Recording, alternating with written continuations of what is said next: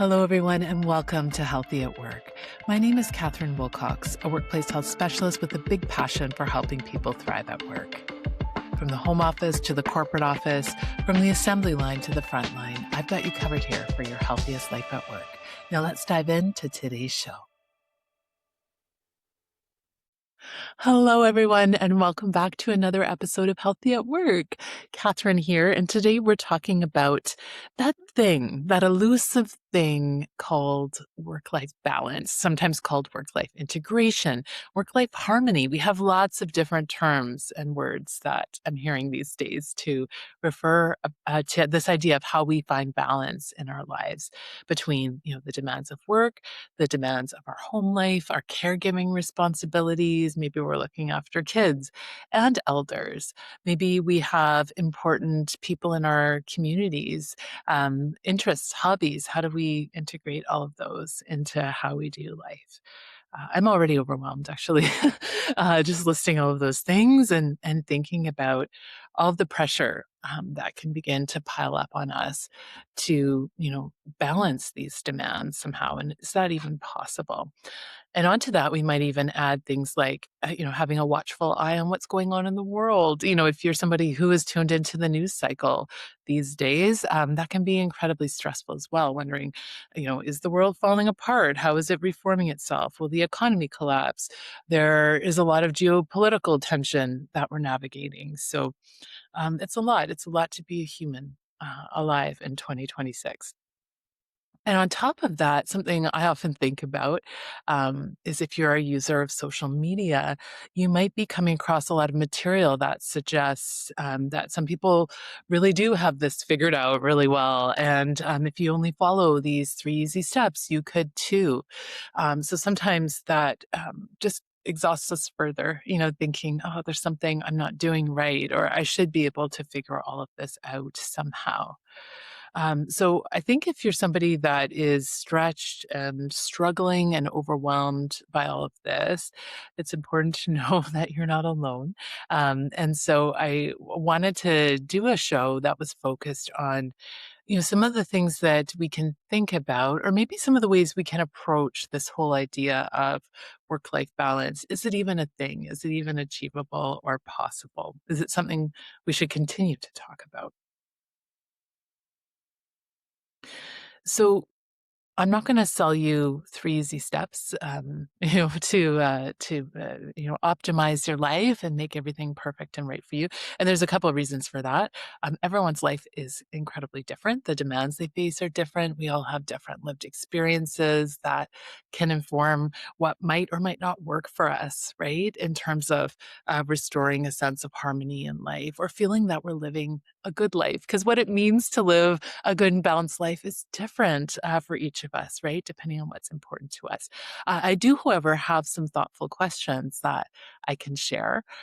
These are questions that I would say I continue to ask myself as I navigate through my own life journey that help me refocus, when I'm feeling overwhelmed or when I'm struggling to balance all of the demands of work and life. I think I shared in my first episode, I'm a working parent. I have people relying on me. I have a career. I have a lot that I navigate day to day. So these are questions that I've personally found very helpful too in my own journey to try to figure this all out for myself. And so the first thing that I think is really helpful in terms of a thoughtful question is, whose expectations am I trying to live up to? I'm going to repeat that. Whose expectations are you trying to live up to? Who wrote the rules about how my life needs to be or should be or how we do life? And, often when we do some journaling around that or even just quiet reflection, if we've got a moment to ourselves to do that, we might begin to unpack a bunch of nonsense, that's really, underneath this. Um, who decided that this is what it means, for example, to be a good parent, to be a good worker, to be a good child, if you're doing caregiving to elders, when we examine where all this pressure is coming from in life to do it all and be it all and balance it all, we might notice things like rules that have come from our family system, for example. That's often where we begin, to learn the rules of life is, in early life through our caregivers, through the education system, right? As we enter the workplace as young workers, for example, we might begin to notice that there are hidden rules, right? That aren't necessarily written down in a book somewhere. No one hands you the playbook and says, this is how it is. But by watching what other people are doing, right, we begin to develop this sense of, oh, I think this is what it means, right? To be, good at my job or to be a good parent or to be doing life in the right way. The media also, bombards us with ideas around this, right? As well. So, as we begin to examine this, we might also begin to examine the role that oppression plays, oppressive, systems and beliefs around dictating, again, what it means to be, a good parent, a good worker, a productive worker, right? So, who benefits from the rules being set up that the way that they are, and are they working for you? Right. So one example, of this could be looking at who does the bulk of the household labor in your home. Were there conversations around that? Were certain things assumed? Is that a division something that you feel good about? It might be, and that's great if so. But is there something that's not kind of working around that? And again, where did those rules get decided that you were the one responsible, for example, for caregiving, or you were the one that's responsible for doing household labor? And we can look at this in terms of the workplace as well. Like, what does it mean to be a good worker and to be successful at your job? Now, some of you may have very clearly defined roles. Perhaps you have great relationships as well in the workplace where, if there is a lack of clarity, you feel quite safe and comfortable speaking with your leader, for example, to get a sense of, well, what does success look like? What does it mean to be a good worker? What does it mean to be doing this job well?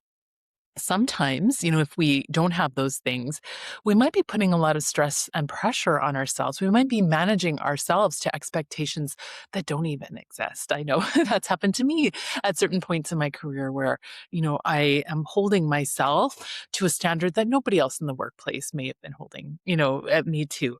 But because I wanted to do a good job, I wanted to do this really well, and I thought I knew what that means, I might have been putting additional pressure on myself. So something to just think about. And then thinking about where does this idea of, a good worker come from? Something to self-reflect on. And some of these rules, I just want to acknowledge, might really be helping you and serving you. So it's not to say when we engage in this reflection, we realize that we approach life in a certain way, that it's always bad or negative or hurting us. Some of these things might be serving you and really useful in your life. But if these rules aren't, maybe do you want to consider rewriting some of them? Right? Do you have to accept them, or is there the opportunity to maybe think about doing something different or approaching something in a different way or adjusting the rules so they work better for you? And so, very interesting to me that we actually have examples of like a whole generation of workers beginning to help us rewrite some of the rules around the workplace. That is Gen Z. There's a lot of conversations and, in the spaces that I run in around this, like what is the impact Gen Z is having on the workplace? And so, I think about increased expectations that employers will be flexible, that they'll care about employees, that they'll offer good benefits in terms of people's health and well-being. Workplace mental health is a priority to this generation. So, I think when we have, a collective of people coming forward with the intention of rewriting certain rules, that can have huge impacts. And we already see that in workplaces, certainly across Canada. So, thinking about what are these rules? Can I make any adjustments? And we do that really based on what is important to us, right? I think no one leaves this planet wishing that they had worked more hours at a crappy job, right? In fact, one of the biggest regrets of the dying is not that they, didn't work enough, but more often that there wasn't enough time spent in their life on the things that were important to them. And right to the top of that goes relationships often. So, one exercise I often do with clients is to get them to think about the end of their life. So, this will come for all of us. Some of us, might have more notice than others, right, around when that's happening. But, if you can think about a moment in the future where you realize that your time is up, that you don't actually have, all the time in the world to make certain things happen or to go back. Think about what you may have been proudest of in your life, what you invested your time in the most, what relationships meant the most to you, what legacy that you maybe wanted to leave during your time here. And this type of practice can be immediately clarifying for some of us around, wow, I'm focused on the wrong things in my life. I am not paying enough attention to the values that I espouse, myself to have. Another way of doing this, kind of getting really clear around whether we're living in alignment with the things that we feel are most important to us is, just track your time during the week. Go back if you use a planner or, an online calendar, go back and look at where you've spent most of your time, and it can be very humbling. I do this regularly, and, there's times where I'm like, "Catherine, wow, you know, this week really didn't hold up, to the things that you strive to prioritize." It can kinda keep us accountable in a certain way to making the best use we can of the time that's available to us. So, something that may be really helpful if you are struggling and trying to figure out what's important in your life is just to think about what it might be like if there wasn't very much time left for you. The other thing I find personally really helpful to reflect on or to remind myself of is that balance is dynamic, right? If I were to ask you to, stand on one foot, for example, if you have really great balance, you might be able to do that skillfully. But for most of us, we'd probably be wobbling around. We'd probably be losing our balance, waving our arms a little bit. We would, be in, the state of making corrections, right? Wobbling around back and forth, trying to find that place of balance, instead of it being a really static place that we reach and then good for us, we never have to make any adjustments or do anything differently ever again. Right? Balance is dynamic, so it's messy, and life is messy. Right. Despite what we might notice on social media, for example, for most of us, life is messy. And there's times where we may need, to have a more lopsided life, right? Maybe we have a kid that's sick. Maybe we have a parent that's ill. Our caregiving responsibilities are going to need and require a lot more from us. Maybe there's times in our lives where our work demands more because we're working on a really big project, and we need to give more of our attention there. So, releasing this, myth of perfection with balance, I think, is really important. And some of the things that help me to do that is really to focus on compassion and acceptance, right? Understanding that it's hard to be a human here on planet Earth, that, we have all kinds of curveballs that will get thrown at us because that's kind of the nature of life. So how can we, bring a sense of self-compassion and acceptance, to where we find ourselves in this moment in life? We'll talk a lot more about self-compassion here at Healthy at Work. It's a really big practice in my own life that I find very helpful with my own workplace health and health in general. The final thing I wanted to mention today is boundaries and just thinking about what we're saying yes to and what we're saying no to. And we will also have future episodes on boundaries because I think this is an incredibly important tool and practice for our workplace health.